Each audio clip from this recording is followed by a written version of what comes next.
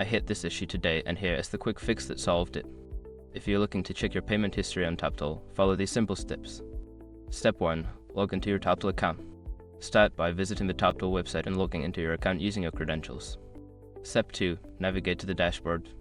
Once logged in, go to your dashboard. This is usually the first screen you see after logging in. Step 3. Access the Financials section. Look for the Financials tab in a menu on the left side of the dashboard. Click on it to proceed. Step 4. View payment history.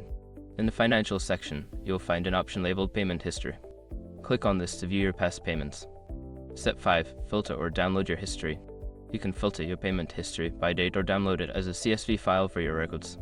Look for the Filter Options or Download button. Note, if you don't see the download option, make sure you're on the correct page.